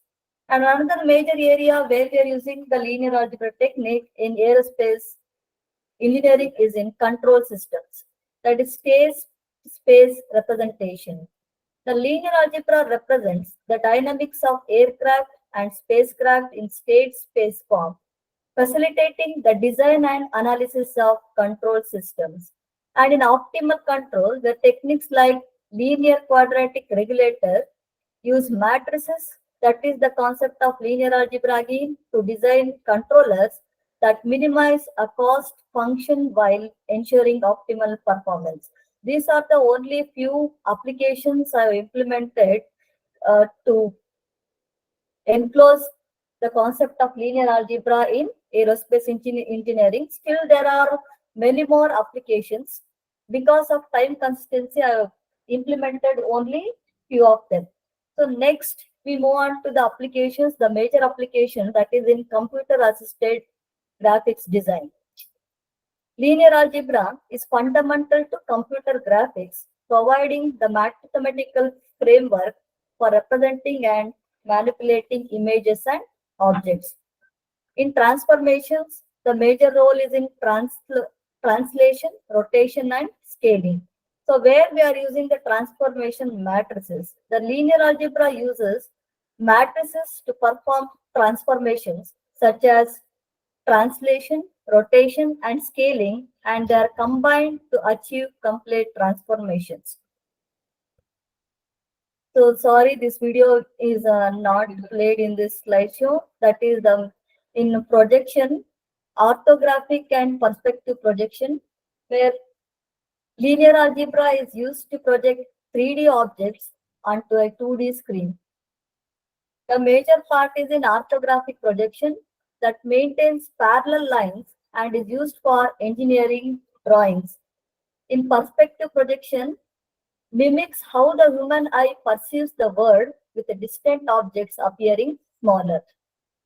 And in animation, so the children very much loved the animated movies or cartoons. So how they made by using the linear algebra, where they are implementing some of the linear algebra concepts, that is in keyframe interpolation. That is, linear algebra is used to interpolate between keyframes to produce smooth animations, and also in skinning and morphing. The linear algebra techniques such as weighted vertex transformations are used in character animations. So these are some of the few applications implemented in graphic designing in computer applications by using linear applications. Next, we move on to the applications of linear algebra in robotics, where kinematics, forward kinematics that uses joint parameters to compute the position and orientation of the robot's end effector, This involves the multiplication of transformation matrices. And in inverse kinematics, computes the joint parameters required to achieve a desired position and orientation of the end effector, often involving some system of linear equation.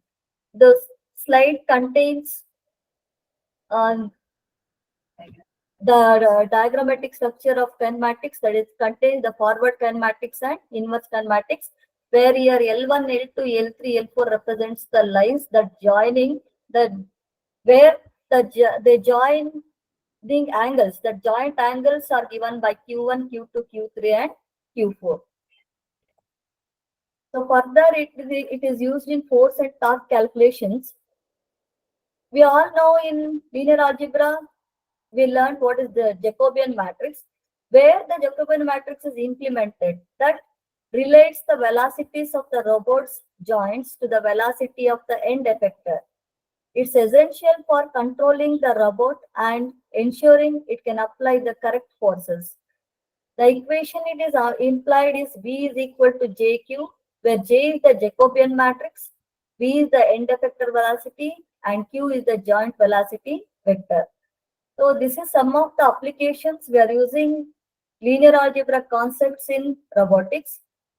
So next, the major applications is in data science. So data representation and transformation. There are 4 pillars of data science. So firstly, the domain knowledge. Next, math and statistical skills. Another one is computer science. The last is communication and visualization. The contents of domain knowledge are business knowledge, expert systems, user testing, where in maths and statistical skills, the concepts we are applying are linear algebra, calculus, descriptive statistics, inferential statistics. And in the third part of computer science, we are using the big data technologies, programming, database. And in communication and visualization, the concepts we are using are storytelling skills, visual art design, able to engage with senior manager, or packages.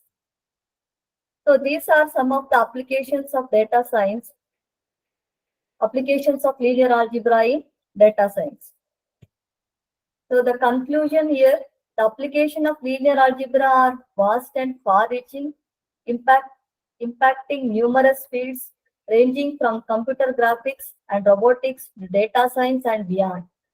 Through the manipulation of matrices and vectors, linear algebra provides the foundational framework for solving complex problems and optimization algorithms. In essence, the power and versatility of linear algebra empower us to tackle complex challenges and unlock new possibilities in science, engineering, and beyond.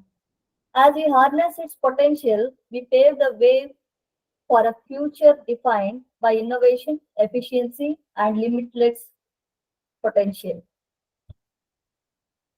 Thank you, sir. Thank you, madam, for that elaborate explanation on linear algebra in different fields and its applications. If there are any questions from the audience side, we would like to take a few questions. You can please raise your hand.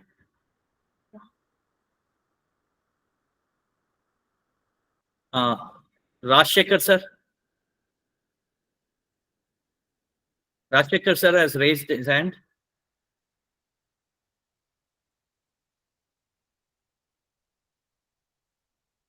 I think by mistake it would have happened. Okay. Principal Gangavati. No, Karwar, sorry. Principal Karwar has raised the hand. Do you have any questions, madam?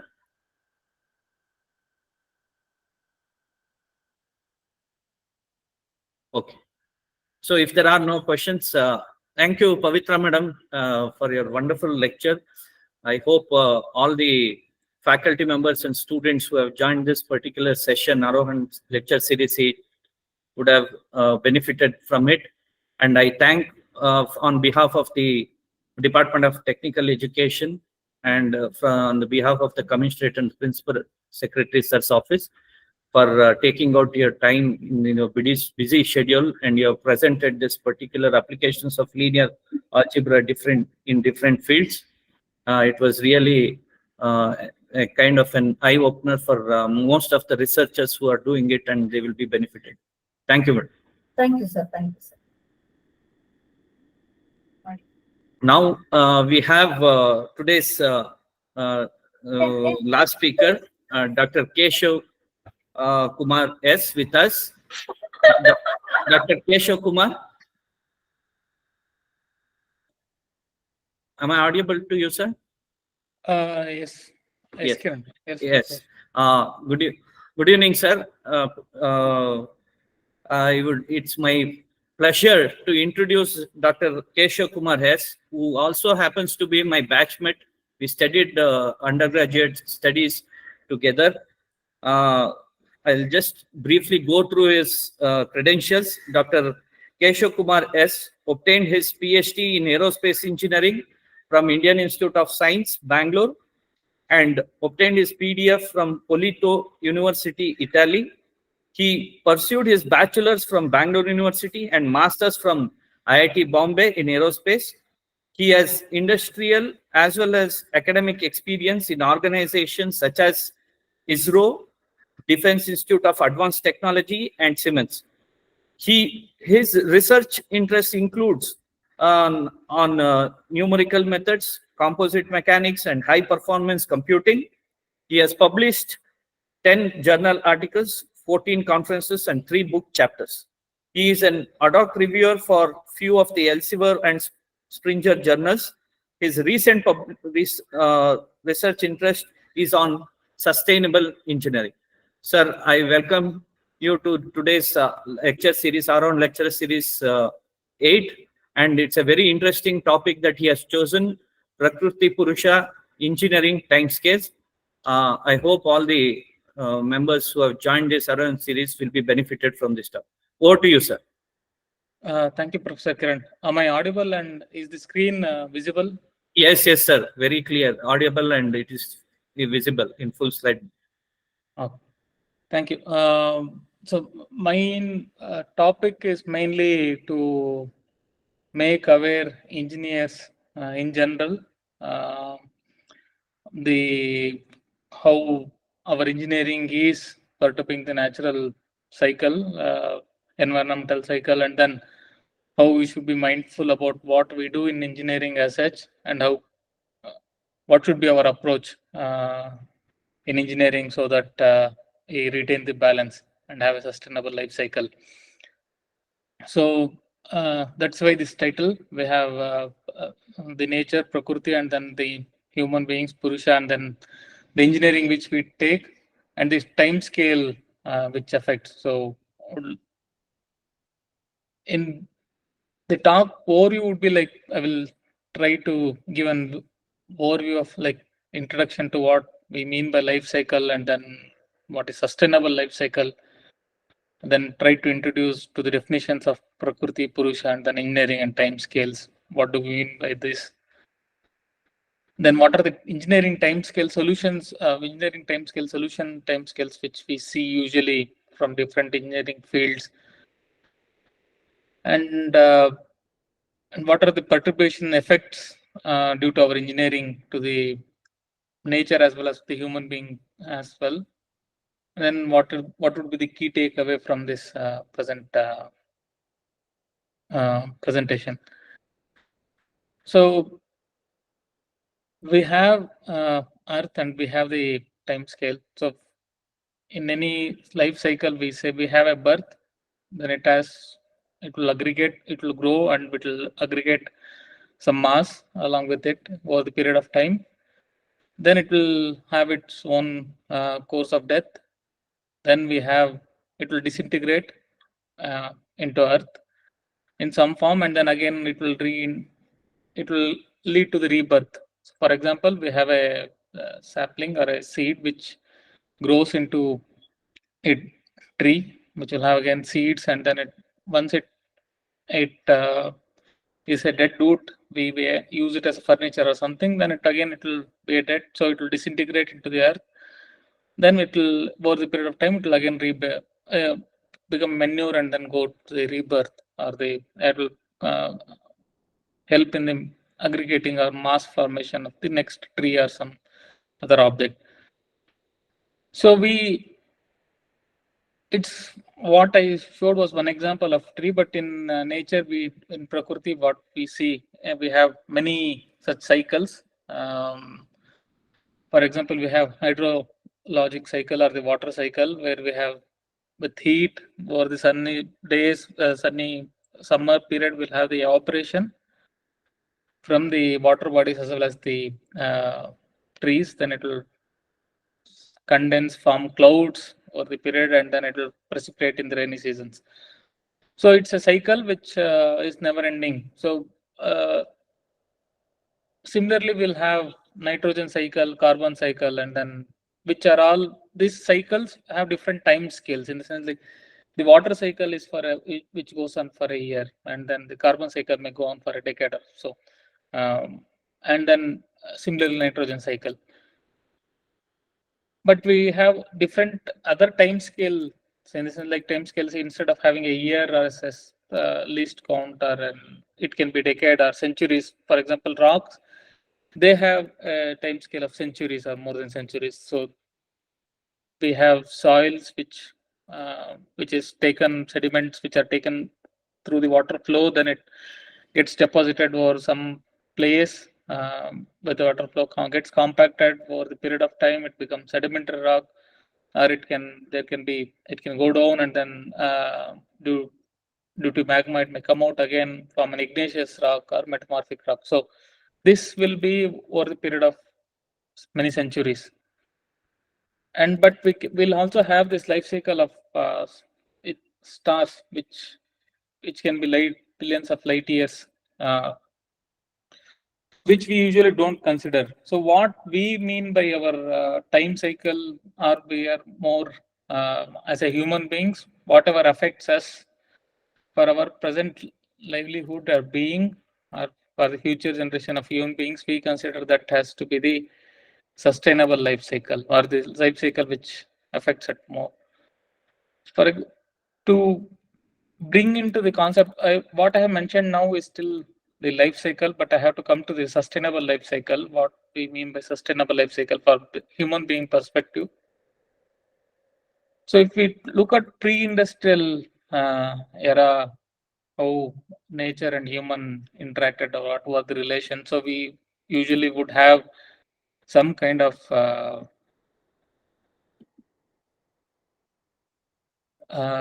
we'll have a family which would consider few people, then they will also have some kind of animals to plow or build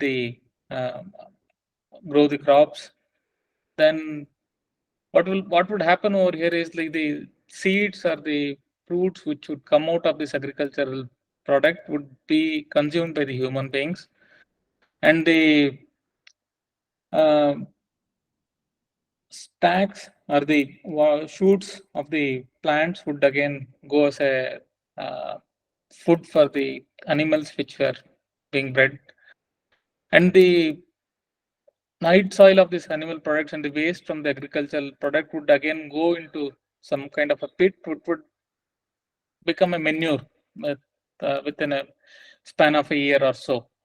So this was still a sustainable cycle. So everything was in loop, and it would be within time scale of a year or so, and then it would.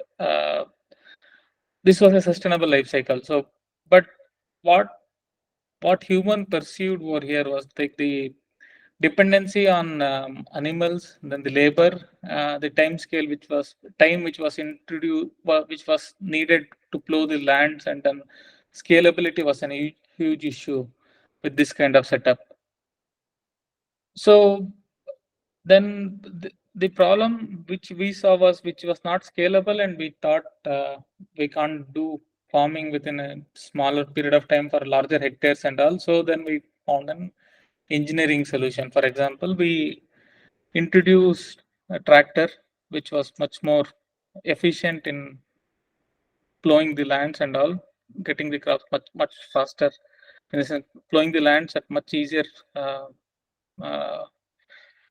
effort, and then getting the producers for a larger hectares or maximizing the quantities. But what this led was the sustainable cycle which was there, which this disturbed that cycle. What we did was the usage of animals in the agricultural sector was minimized. So the byproduct, or one of the product of this shoots from the agriculture product was not nowhere used, no more used as an food for the livestock. Then this would become a waste and would not decay over the period of a year or so. So then people started burning this, which has resulted in air pollution in northern India and other places. Apart from the tractors, also do emit carbon dioxide and particle soot due to burning of oil. So, but to even manufacture a tractor itself, we have to mine. Then we have, for this we have to, there will be deforestation.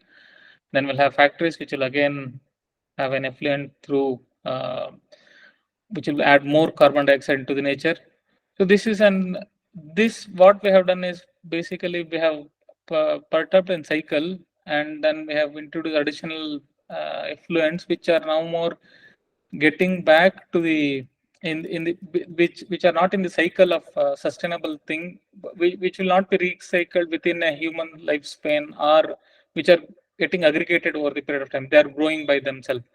So which we don't have control, and then it's causing more hurdles to humans. So that's where we see the issues coming. Otherwise, if it was not a human problem, then we would have not looked into it. So, and this consumption of resources is not, we are consuming at a much faster rate. And this is like, we are not consuming at the rate which this earth can reproduce. So we are consuming at a much faster rate. So we relook at it, this sustainability. What do we mean by sustainability definition? So that sustainability by itself is two words. One is ability and then sustain. So the ability to maintain a certain rate at an stable level, equilibrium level is what is sustainable. So we should, so I will try to play this video if possible. So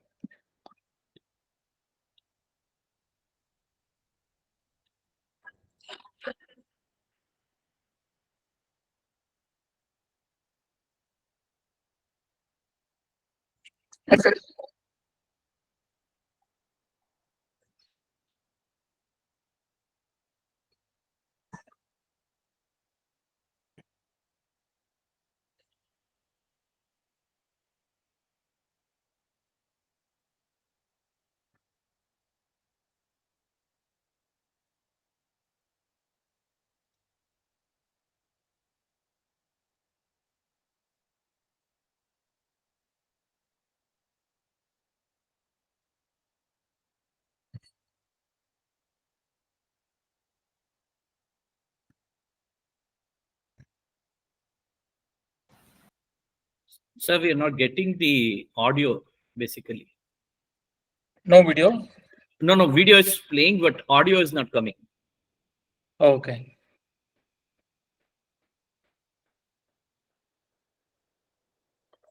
Then I think I will give the video. So what it means is like we have to have an equilibrium of what we consume and what is replenished over the period of time. So we have different sources, food products, then trees, then the water resources for humans. So we should consume at an and also fishing and other products which we should consume at an reasonable rate. We should not consume excessively. So when we consume excessively, then it lead to some.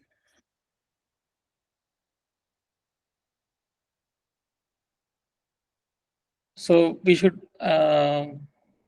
consume at a rate which is much more replenishable. So one what it means is if we purchase a phone, then it's affected down the line because there is a system level thinking which is required because there is mining involved and product development.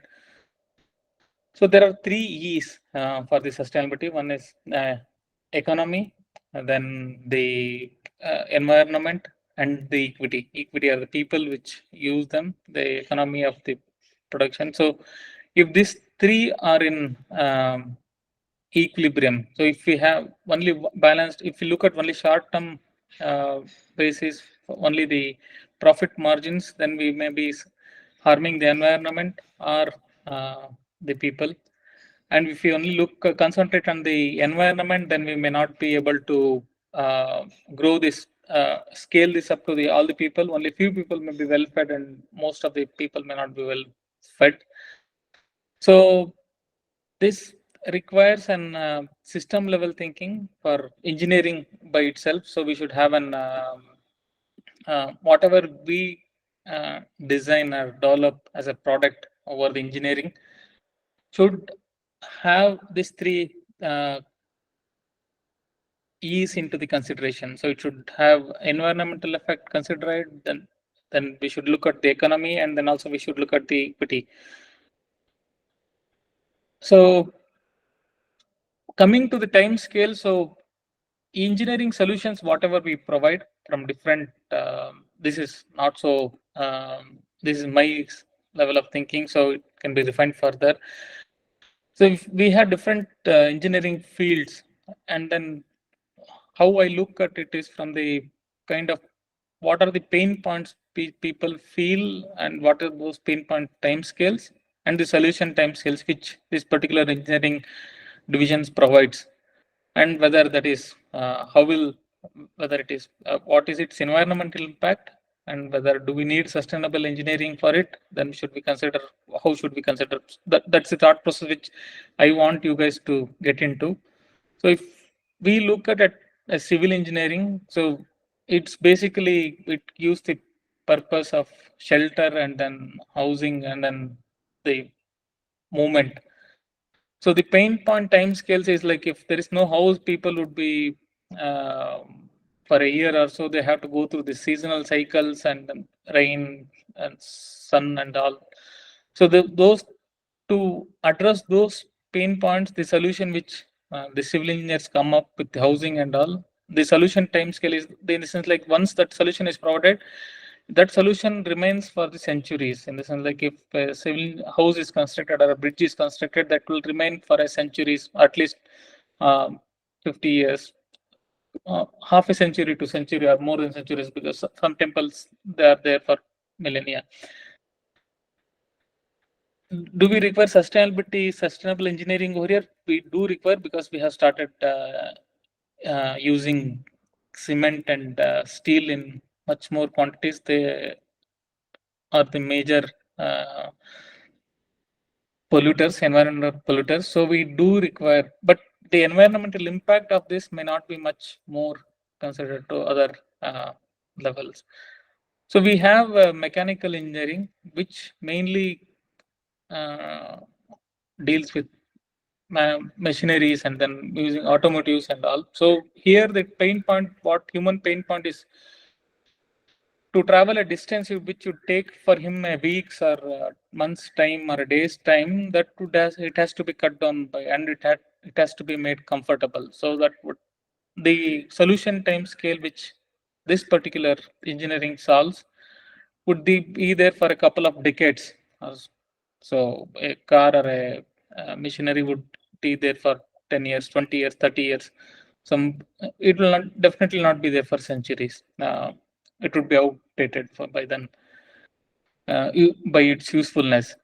So do we require sustainability over there? Definitely, but and then it has a medium level of environmental impact, because we do a lot of mining, and then which requires energy to produce some equipment out of this.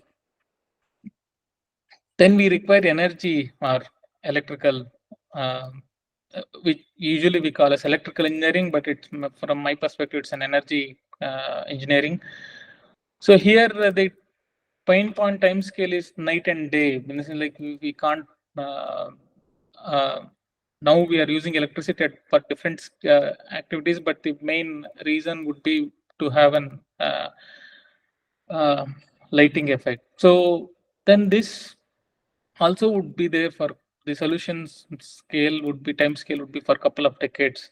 And then again over here, this is the main driver for sustainable energy or the different green energy methods. And also this is quite exhaustive because the amount of pollution which this produces is also quite medium to high scale. And similarly, we have electronics and other allied branches where it's basically it started from information broadcasting and communication things. So here the pain point for a human being would be can be measured in days or weeks to transfer some data or something. The solution time scale where whatever these people design would be for a decade. So and then again there are too many because this electronics requires all the other previous engineering solutions to produce some equipment out of electronics. So this would again be with an environmental impact of medium to high. Then we have computers which addresses the pain points from which are from hours to which reduce the minimal repetitive tasks and then ease of. But it has outgrown that initial things. But here the solution time scale would rather be for a year or a few years, and then it would have outgrown by itself or outdated by itself. And similarly, we have this with newer computational AML and all automating trivial tasks, then information retrieval, and then auto generation of few things. This solution time scales are only for they may not be for quite long, so they outgrow by itself in few weeks or few months.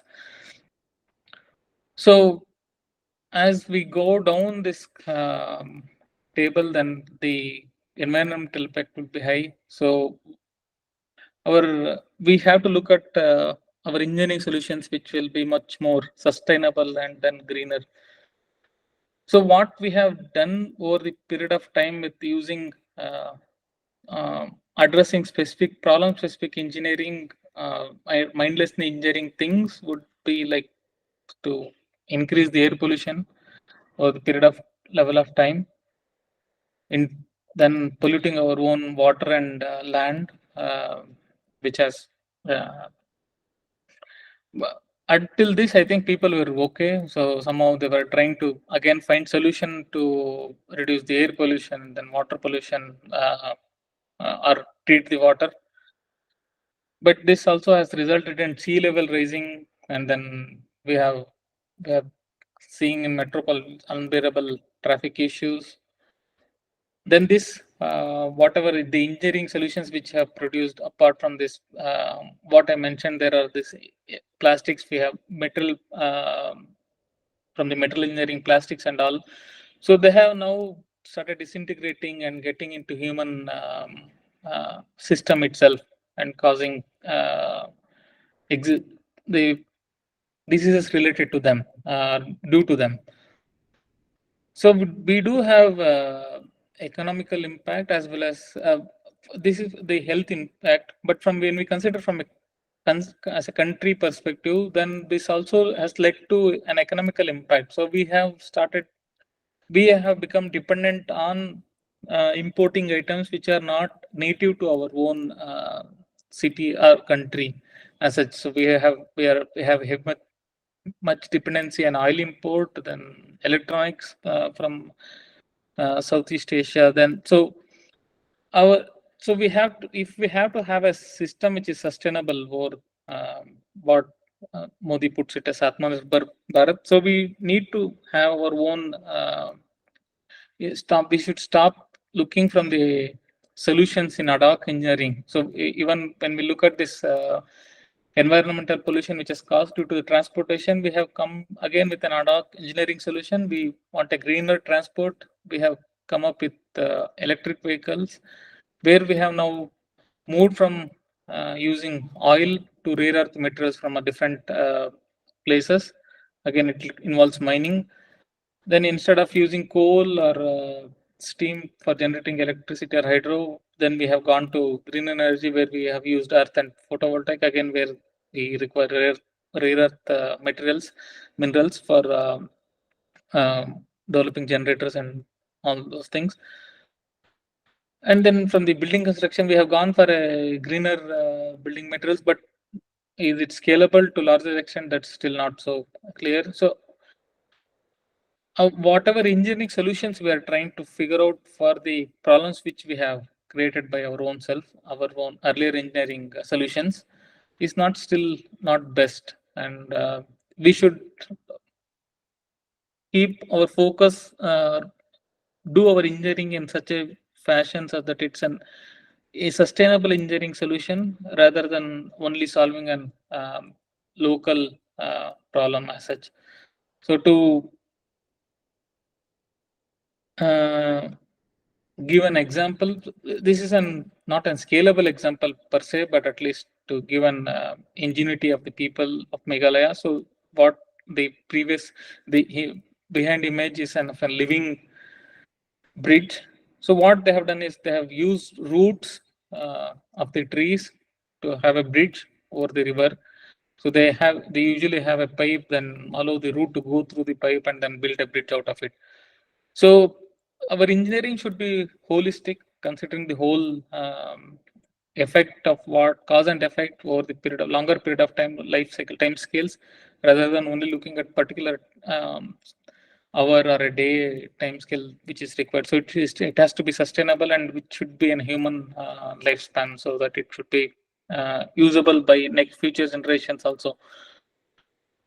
So what I would like to take away from this, at least thought process over the period of time, is like we have to design or develop product solutions which have a life cycle, and this life cycle should be at the time scale of a human being, so few decades to around few decades, so that it replenishes or it's reusable over the period of time, and there is an equilibrium between ecological equilibrium between the nature and the usage. And we should employ our own local ecological and materials, so that the whole system is in equilibrium for the product development. And maybe if we have already done some engineering, so we have to reuse or repurpose the material so that we don't exploit earth to the maximum extent. So what I see as an opportunity from engineering perspective is we have to have a better transport. What we have done is we have force-fit the solutions which are available elsewhere in the world to our Indian conditions. So we have to have a solution which is Indian urban specific transportation, reduce dependency on oil or which will mitigate traffic congestions, and which is safe system, which we don't have now as such. And then in the construction, we should have an alternate construction methods and materials, so that we don't exploit too much of the earth as such, minerals. And from the energy, that is electricity generation, we should, instead of having a centralized energy production and then distribution system, and also we can have now things have evolved over a period of time. So we can have a distributed green or multi-mode energy production and utilization system, so that we efficiently use. And similarly, it goes with the water. We have to have a better rainwater capture capability, then wastewater treatment and purification, and efficient use of water in the groundwater. So this all requires some engineering solutions, these are the problems or the pain points which an urban person in India they are facing. So this requires solutions. So as engineers, we should be looking at how to solve these problems efficiently and then in sustainable way, so that it can be used in Indian context much more easily. So that would be my take. So thank you. Thank you, Keshav. It was really indeed insight about what exactly the engineering branches are contributing to the one way the constructive and as well as the other way destructive methods. So if there are any questions, we'll take up questions from the audience. Audience can raise their hand.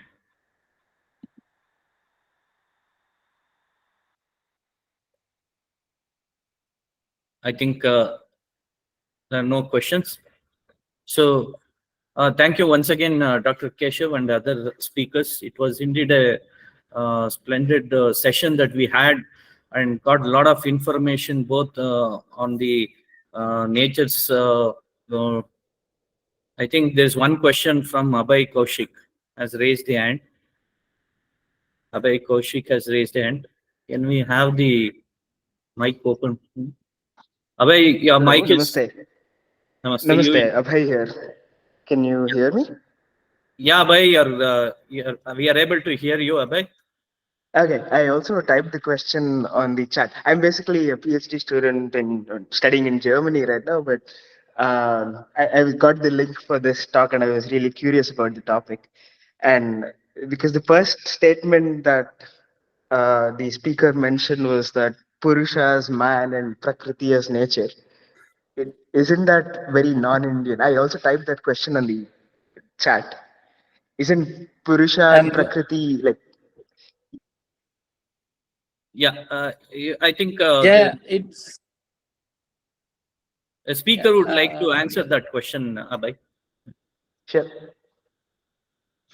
yeah, that's what I would like to bring to the way we look at ourselves is not as one among the nature, the modern human beings.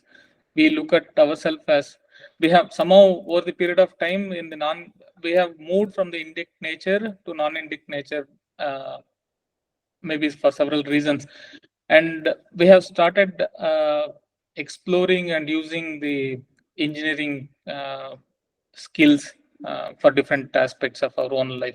So what this has led is distancing ourselves from the nature, being Purusha as a different and nature as a different entity. And then we have started using our engineering judgment and then engineering skills to make our life comfortable. And then instead of bothering the whole, what are the impacts of our engineering activities on the nature. So once this has cascaded to certain extent where it has started affecting our human beings back, the Purusha rather, from this construct, where we have a dichotomy between nature is different and human is different. And then once it has started affecting us, then we have started looking at not only from Indian perspective, also from the global perspective. So what we have, what my take or my thought process over here is like we have we have an index system of living, which was an holistic way of living with the nature. Then with the over the period of time in the modern era after the industrialization, we have brought engineering into our life, and then we have distanced ourselves from the nature, and then this has led to the issues, and then throughout the world, and then now since it's affecting human beings back, so now we are again trying to find solutions. Again, the solutions whatever we are finding is again in the ad hoc fashion, in problem specific solutions. It's not a holistic solution which Indian system would have thought over the period of time. So now if we have to look back again, what we have to do is we have to re-engineer our engineering perspective itself. We have to start working our engineering skills so that we don't put ourselves away from the nature, and it's an Prakriti Purusha is oneself, and whatever task we do, it should be fit in the nature cycle so that we have an sustainable and then harmonious or rhythmic living cycle. So that's what that was my thought process for this. I see. I see. Yeah. Added Basically, it wasn't a bit clear because you mentioned Purusha as human and Prakriti as nature, because the words are very, very confusing when you think deeply about it. Yes. Thank you.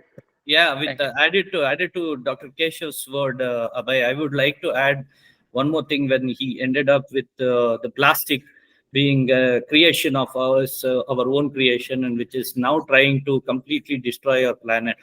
As he said, or as he mentioned, we have also come across with several solutions to recycle, reuse, with all the 3 Rs and reduce. With that, and also finding out ad hoc solutions to bury that inside the payments, increasing or enhancing the life of the payment by adding this waste plastic.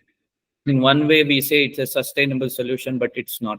So likewise, we have several examples that one way the engineering marvels have been created. The other way, there is always some kind of ill effect that is there, and complete sustainable model is not available. That is what he was trying to explain. So we need to go back and rethink or re-engineer our process, where we can look into or give more trust or weightage to the sustainable model. Yeah, thank you. Thank you very much. So if there are any other questions you would like to take,